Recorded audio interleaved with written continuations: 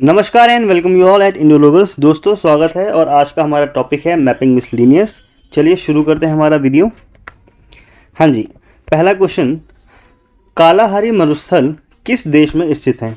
इसका आंसर है option A, south Africa में है हमारा कालाहारी मरुस्थल। अब देखते हैं इसके बारे में कोई जानकारी। देखिए, कालाहारी डेजर्ट जो है ना, ये एक सेमी एरिड सैंडी डेजर्ट है और ये है कहाँ पर? ये सदर्न अफ्रीका में आता है हमारा।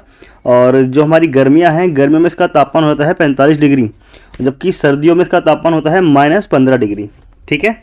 और लास्ट पॉइंट लिखा हुआ है, कालाहारी डेजर्ट कवर्स एंड, ये जो एरिया है ना कवर करता है, इसका बोत्सवाना में आता है, नामीबिया और नॉर्दर्न केप प्रोविंस है हमारा साउथ अफ्रीका का। ये तीनों कवर करते हैं। इसको मैं आपको समझाता हूँ किस तरह से है। समझाता क्या है, हम आगे देखते हैं ना, इसका फ़ोटो लगी हुई है आगे। हाँ जी, ये देखिए, इस मैप को आप अच्छे देख सकते हैं। ये वर्ल्ड वाइड जितने भी हमारे रेगिस्तान हैं, ठीक है, उसकी जानकारी हमारे को इसमें मिलती है। ये है हमारा कालाहारी डेजर्ट, ठीक है। ऊपर है नामीबिया डेजर्ट, ये यहाँ पे ये वाला पोर्शन, जो ये वाला पोर्शन है, ये है नामीबिया डेजर्ट का। और इससे मिलकर के ये ना साउथ का पोर्शन हो गया, इधर ये वाला, इधर पूरा मिला के बन जाता है हमारा कालाहारी डेजर्ट। इसके बाद यहाँ पे हमारा सहारा डेजर्ट, ये हो गया हमारा अरेबियन डेजर्ट, ठीक है। और ये ऑस्ट्रेलियन, यहाँ पर हमारा ये भारत, और ऊपर इस वाले पोर्शन को ये हमारा टकलामकान डेजर्ट, ठीक है, टकलामकान डेजर्ट। ऊपर है हमारा चाइना में गोबी, और ऊपर एशिया के इधर हमारा आता है ये सेंट्रल एशियन डेजर्ट। ओके, इधर ही जैसे हम देखते हैं अमेरिका की तरफ, तो अमेरिका में मिलता है हमारे को डेजर्ट ऑफ नॉर्थ अमेरिका, और साउथ अमेरिका में है हमारा अटाकामा डेजर्ट। तो आपके जो इम्पोर्टेंट हैं वो है अटाकामा, नामीबिया, ठीक है, कालाहारी साउथ अफ्रीका वाला, ये सहारा, और टकलामकान का भी क्वेश्चन पूछा जाता है, और ये गोबी वाला। आप एशिया वाला याद नहीं रखेंगे तब भी चलेगा, और ऑस्ट्रेलिया वाला नहीं रखेंगे तब भी चलेगा, लेकिन ये वाले आपको पता होनी चाहिए। ओके, अगला क्वेश्चन है हमारा, निम्नलिखित में से किस काल में दुनिया के सबसे महत्वपूर्ण व्यापार मार्गों में से एक सुएज नहर को खोला गया था? हाँ जी, इसका आंसर है ऑप्शन सी। 1861 से 70 के बीच की पूरी कहानी है इसकी सुएज नहर की। जो एक्चुअल ईयर है वो है 1869, ठीक है, 1869। इसके बारे में इसमें जो लिखा हुआ ये तो है ही, ये जो हमारे सुएज नहर है ना, ये लाल सागर और भूमध्य सागर को आपस में मिलाती है, ठीक है। इस नहर का निर्माण हुआ था 1869 में, 1869 में, जो मैंने आपको बताया। और जिसके कारण इसके हुआ क्या था कि यूरोप और भारत के बीच में ना 7000 किलोमीटर की दूरी कम हो गई थी, ठीक है। और इसकी लंबाई है 168 किलोमीटर्स, 168 किलोमीटर्स इसकी लंबाई है। 1956 में इसका राष्ट्रीयकरण हुआ था। कब हुआ था? 1956 में इसका नेशनलाइजेशन हुआ। और सुएज नहर देखिए जो सुएज नहर, इसको हम ऐसे देखते हैं, ऊपर से ऐसे बनी हुई है, इसको ऐसे मान के चलिए।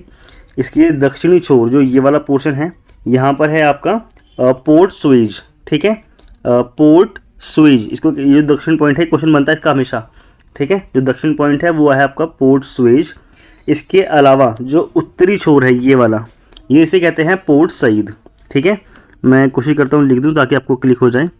देखिए, ये है यहाँ पे इसका पोर्ट सईद, और यहाँ पर है पोर्ट सुएज, ठीक है, पोर्ट सुएज। इसको ऐसे याद रखेंगे आप, पोर्ट सईद ऊपर और पोर्ट सुएज नीचे।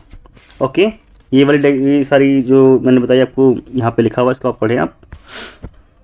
नेक्स्ट क्वेश्चन है हमारा, पनामा कैनल कनेक्ट, ये किसको किससे जोड़ता है? Answer is option C. ये अटलांटिक ओशन को पैसिफिक ओशन से जोड़ता है, ठीक है। देखिए यहाँ पे दिखेगा आपको, ये है द पनामा कैनल वाज, ये इसको खोला गया था 1914 में, ठीक है, 1914 में खोला गया था। और यहाँ ये वाला पोर्शन है ना, ये है हमारा पनामा चैनल। तो इसके इधर आपका ये नॉर्थ अटलांटिक ओशन, और इधर आ गया हमारा ये साउथ पैसिफिक ओशन। तो इसको ये आपस में क्या करता है? कनेक्ट करता है। ओके, 1914 में खोला गया था। विश्व का सबसे बड़ा नदी द्वीप कौन सा है? ये क्वेश्चन आपको रटा हुआ शुरू से ही होगा। इसका आंसर माजुली आइलैंड है, ठीक है, माजुली। इसके अलावा जो आपको जानना है वो ये है, गिनीज बुक में वर्ल्ड रिकॉर्ड के तौर पे दर्ज है माजुली, और ये क्या है? वर्ल्ड्स लार्जेस्ट रिवर आइलैंड है। Okay, beautiful river island is located on the river Brahmaputra in Assam, ठीक है। इसके अलावा it has also been included in the tentative list of UNESCO's world heritage site, ठीक है। ये यूनेस्को की वर्ल्ड हेरिटेज साइट की टेंटेटिव लिस्ट में भी शामिल है। नेक्स्ट देखते हैं, ये हमारा कौन सा जलडमरू मध्य यूरोप को अफ्रीका से विभाजित करता है? Answer is option C Gibraltar है जो यूरोप को अफ्रीका से अलग करता है। ओके, यहाँ पे देखिए ये है मैप हमारा। सबसे पहले यहाँ हमारा ये मेडिटेरेनियन सी, इसके अलावा हमारा जो ये देखिए ना ये वाला पोर्शन यहाँ पर है जिब्राल्टर, स्ट्रेट ऑफ जिब्राल्टर। इसके बारे में देखते हैं क्या लिखा है। हाँ जी, जो हमारा स्ट्रेट ऑफ जिब्राल्टर है वो कनेक्ट करता है अटलांटिक ओशन को मेडिटेरेनियन सी से और अलग करता है स्पेन को मोरक्को से। ठीक है, यही आपको इसमें याद रखना है। देखते हैं नेक्स्ट। इसके बाद हमारा सुंडा स्ट्रेट इज़ लोकेटेड बिटवीन, ये है इसका आंसर ऑप्शन ए, जावा और सुमात्रा के बीच में है हमारा सुंडा स्ट्रेट। ठीक है, यहाँ पे आप इस मैप के थ्रू उसको देख सकते हैं। उधर है हमारा जावा, ठीक है, और ये है ये रहा सुंडा स्ट्रेट, यहाँ है हमारा जावा और इधर है इंडियन ओशन। ठीक है, इसकी जो चौड़ाई है वो है मतलब 16 से 70 माइल्स। ठीक है, 16 से 70 माइल्स इसकी चौड़ाई है। आप इसको ऐसे देख सकते हैं 26 से 110 kilometre. Between the island of Java and Sumatra, इसके बीच की दूरी कितनी है हमारी 26 से 110 किलोमीटर।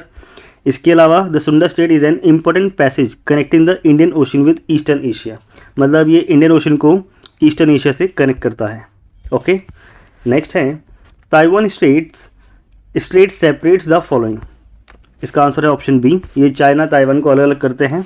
और यहाँ देख सकते हैं हम ताइवान स्ट्रेट, ठीक है, इधर है हमारा चाइना, इधर ताइवान, इधर है पैसिफिक ओशन और वो हमारा ईस्ट चाइना सी, और इसके बीच में यहाँ पर हमारा ये ताइवान स्ट्रेट। ठीक है, ये जूम करके दिखा रखा है इसलिए आपको इतना लग रहा है, जबकि इसकी दूरी मात्र 180 किलोमीटर है और अभी न्यूज़ में भी था ये। ठीक है, तो ये आपका इंपॉर्टेंट हो जाता है ताइवान स्ट्रेट कहाँ पर है, तो इसके बीच की दूरी है कितनी 180 किलोमीटर यहाँ से यहाँ तक की। आगे देखते हैं क्या लिखा है। पॉइंट सारे वही हैं, बस आपको याद रखिए जो सबसे कम दूरी है ना बीच में, जैसे पास में कोई आता होगा, जैसे मान लो ये वाला पोर्शन जो है रीड कैसे मतलब जैसे ये पोर्शन है, तो ऐसे मान लो कि इसकी जो मिनिमम लेंथ है, जो दूरी है वो 130 किलोमीटर है। ठीक है, मतलब 130 किलोमीटर चौड़ाई भी है इसकी यहाँ पे आसपास, और हाईएस्ट है कितनी 180। ठीक है, और मिनिमम है 130। Got it. नेक्स्ट है हमारा, यहाँ पे इसके बारे में कुछ जानकारी देखते हैं। ये कुछ स्ट्रेट हैं और जॉइनिंग बॉडीज़ हैं, कैसे कैसे जुड़ रहे हैं। सबसे पहले सुंडा स्ट्रेट, ये जोड़ता है जावा सी को इंडियन ओशन से। इसके बाद है बॉस्फोरस स्ट्रेट, ये ब्लैक सी को जोड़ता है मरमारा से। इसके बाद है स्ट्रेट ऑफ जिब्राल्टर, ये गल्फ ऑफ मैक्सिको को जोड़ता है अटलांटिक ओशन से। इसके अलावा बेरिंग स्ट्रेट हमारा बेरिंग जलसंधि है, ये आर्कटिक ओशन को जोड़ता है पैसिफिक ओशन से। ठीक है, नेक्स्ट है माउंट सेंट हेलेंस कहाँ स्थित है, इसका आंसर है ऑप्शन ए, यूएसए में। इसके बारे में देखते हैं कुछ क्या लिखा हुआ है ये। सबसे पहले देखिए इसकी जो लोकेशन है वो है वॉशिंगटन यूएसए के अंदर, और सम ऑफ एक्टिव वोल्केनोज यहाँ पर जो हैं यूएसए के वो है आपका किलौआ और Mount Rainier, Mount Shasta, Mount Hood, Three Sisters और येलोस्टोन सुपर वोल्केनो। येलोस्टोन से याद रखेंगे कि वर्ल्ड का पहला नेशनल पार्क जो था वो था येलोस्टोन नेशनल पार्क। ठीक है, जो ये अमेरिका का था। एक्टिव वोल्केनो कौन कौन से हैं, इंडिया का है आपका बैरन आइलैंड, इटली में है माउंट एटना और ऑस्ट्रेलिया का है the blue lake. Okay, next, blue mountain peak Bharat के किस राज्य में स्थित है। देखिए यहाँ पर हमेशा कन्फ्यूज़न होती है, आप लोगों को शायद हुई नहीं हुई, लेकिन ये सच है कि ये हम एक सेकंड में पेन ऑन कर लूँ। इसका आंसर तो ऑप्शन बी है ही, मिजोरम। मैं कह रहा था ये, इसको आप ऐसे देखेंगे, ये है हमारा प्यारा भारत और इस बीच में जो हमारा नीलगिरी पहाड़ियाँ हैं ना, इन नीलगिरी पहाड़ियों के बीच में भी जो नीलगिरी की पहाड़ियों को भी कहते हैं ब्लू माउंटेन। ठीक है, ब्लू माउंटेन इनको ही बोला जाता है, लेकिन यहाँ बात चल रही है ब्लू माउंटेन पीक की। ठीक है, किसकी बात चल रही है, ब्लू माउंटेन पीक की। तो इसका आंसर हो जाएगा ऑप्शन बी, जो कि किस में आता है, मिजोरम में। इसके बारे में देखते हैं कुछ जानकारी। जैसे ब्लू माउंटेन पीक, ये इसकी लोकेशन है मिजोरम में और इसको फांगफुई के नाम से भी जाना जाता है। ठीक है, ये यूपीएससी का आया हुआ क्वेश्चन है फांगफुई के ऊपर, यूपीएससी का शायद 2019 या 18 में प्री में आया था। फांगफुई करके है। It is the highest mountain peak, और कहाँ का है ये, मिजो हिल्स का हाईएस्ट पीक है ये, और इसकी एलिवेशन है 2156 मीटर्स। मेनली आपको जो एग्जाम पर्सपेक्टिव से इम्पोर्टेंट वर्ड है वो है आपका ये वाला फांगफुई। ठीक है, इसको क्या कहते हैं, ब्लू माउंटेन। नेक्स्ट है हमारा, यहाँ पे देखते हैं क्या लिखा हुआ है, माउंटेन पीक, मेन पॉइंट और उनकी लोकेशन क्या क्या है। जैसे एक है आपका खंगचनजंगा, ये हाईएस्ट पीक ऑफ इंडिया है। K2 is higher than Kangchenjunga but वो डिस्प्यूटेड एरिया है, वो पाकिस्तान के अंदर आता है, तो उसको हम अपना नहीं मानते। तो उसके बाद हमारा जो है वो हमारा है कौन सा है, कंचनजंगा है। ठीक है, और इसकी लोकेशन कहाँ पर है, नेपाल और सिक्किम दोनों यहीं पर है। कंचनजंगा कहीं कहीं KH लिखा हुआ है बुक्स में, कहीं कहीं K लिखा हुआ है, तो आप कंचनजंगा पढ़ लो या फिर कंचनजंगा पढ़ लो, बात वही होती है। ठीक है, या कंचनजंगा पढ़ना ही ज़्यादा बेहतर है क्योंकि हम लोगों की टंग में ज़्यादा सूटेबल रहता है। नंदा देवी, ये it is the second highest peak in, ये इंडिया की है और इसकी लोकेशन क्या है, उत्तराखंड, नंदा देवी। ठीक है, इसके अलावा है आपका कामेत, कामेत हाईएस्ट पीक है हमारा, it is the third highest peak, ये है उत्तराखंड में ही। इसके बाद है आपका Saltoro, it is the fourth highest peak of India, ये है जम्मू कश्मीर में। इसके बाद है आपका त्रिशूल। ठीक है, ये है हमारा उत्तराखंड में, और ये क्या है, द नेम, ठीक है, इसका जो नाम पड़ा हुआ है ना, भगवान शिव के त्रिशूल की शेप है इसकी पहाड़ की, इसीलिए इसका नाम कैसे पड़ा हुआ है, त्रिशूल के नाम पे पड़ा हुआ है, इसमें ही था और ये उत्तराखंड में ही है। ठीक है, अब देखते हैं नेक्स्ट। इसके बाद है आपका गारो खासी श्रेणी किस भारतीय राज्य में स्थित है, ये आपको पता ही है मे बी। इसका आंसर है ऑप्शन सी, मेघालय। ठीक है, मेघालय में ही है गारो खासी जयंतिया, तीनों पहाड़ियों के नाम हैं, और पहाड़ियों के साथ साथ यहाँ पे ये जो जनजातियाँ हैं ना, उनके नाम पे इसका नाम पड़ा है। ये है पूरा मेघालय का मैप। इसके बाद जो मैंने पॉइंट बताया वही लिखा हुआ है, गारो खासी जयंतिया, ये same as of Malwa plateau. Malwa plateau आपका किधर पड़ता है, ठीक है, ये है आपका ऐसा कुछ बिहार टाइप का कुछ बना हुआ है, ऐसा कुछ बिहार, बीच से गंगा जा रही है। ठीक है, और इसी के नीचे जो आपका पोर्शन है ना, यहाँ पर है आपका मालवा प्लेटू, मतलब बिहार के नीचे आपका झारखंड। ठीक है, यहीं पर आपका मालवा प्लेटू, और इसी प्लेटू का सुदूर पार्ट है हमारा, जो किसको कनेक्ट करता है, मेघालय को करता है ना। मैप हमारा देखेंगे तो आप ऐसे ही बना हुआ है ना, ये प्यारा भारत, और इधर ऐसे जाएंगे तो ये ऐसे चला जाता है ना, तो ये वाला पोर्शन जो आता है ना, ये पूरा मालवा का पठारी आता है इसमें। अब देखते हैं क्या लिखा हुआ है नीचे, गारो खासी जयंतिया, ये हिल्स हैं मेघालय के अंदर, और they are named after tribes found particularly in that region. अब गारो खासी जयंतिया तीनों ट्राइबल्स के नाम हैं, उन्हीं के नाम पे इन पहाड़ियों के नाम पड़े हुए हैं, जैसे कि मैंने आपको बताया था अभी। और मेन पॉइंट जो आपका SSC एग्जाम्स के लिए इंपॉर्टेंट होता है वो है मेघालय। ठीक है, मेघालय को कहते हैं ईस्ट का स्कॉटलैंड। ठीक है, पूर्व का स्कॉटलैंड भी कहा जाता है इसको। अब देखते हैं आगे, निम्नलिखित में से किसके द्वारा भारत और श्रीलंका को अलग किया जाता है। ठीक है, इसका आंसर है ऑप्शन सी, पाक स्ट्रेट। पाक स्ट्रेट है, जो आपको याद करने वाली चीज़ है वो एक वर्ड है जाफना। ठीक है, नेक्स्ट कहाँ से नहीं आ रहा, आ गया, हाँ जी, जो आपका श्रीलंका और इंडिया, आप यहाँ से समझिए इसको, जो हमारा ये श्रीलंका इधर हो गया, मतलब हमारा नहीं हो तो श्रीलंका अलग है, और हमारा प्यारा भारत, इसके बीच में है आपकी पाक स्ट्रेट, ये वाला पोर्शन। ठीक है, और यहीं पर है हमारा वो राम सेतु, जो भी था नहीं, राम सेतु था। India and Sri Lanka are separate by Palk Strait, Palk Strait से इसको अलग करते हैं। Palk Strait is an inlet Bay of Bengal, ये बे ऑफ बंगाल के अंदर पोर्शन है ये वाला पूरा। ठीक है, मेन पॉइंट ये है कि तमिलनाडु का पोर्ट है इधर, और उधर है जाफना का पोर्ट, तो जो क्वेश्चन बनता है, जो डिस्ट्रिक्ट है वो है जाफना, तमिलनाडु का, सॉरी श्रीलंका का कौन सा पोर्ट है, डिस्ट्रिक्ट है जाफना, जो कनेक्ट करता है आपस में। ओके, चलिए देखते हैं नेक्स्ट। निम्नलिखित में से कौन सी भारत की सबसे ऊंची चोटी है, इसका आंसर है ऑप्शन डी, ये है हमारी कंचनजंगा। ठीक है, कंचनजंगा क्यों है, क्योंकि K2 है ऊंची, लेकिन K2 डिस्प्यूटेड एरिया के अंदर है, इसलिए उसको हम इंक्लूड नहीं करते हैं। नेक्स्ट है हमारा, Kanchenjunga is the highest peak in India. ठीक है, ये लिखा हुआ ये है, मैंने बताया आपको अभी, it is the third highest mountain in the world, और इसकी लेंथ जो हाइट है वो है आपकी 8586 metres. Some highest peaks of India, Indian mountain range कौन कौन से हैं, अरावली में आता है आपका गुरु शिखर, सतपुड़ा में आता है आपका धूपगढ़ी।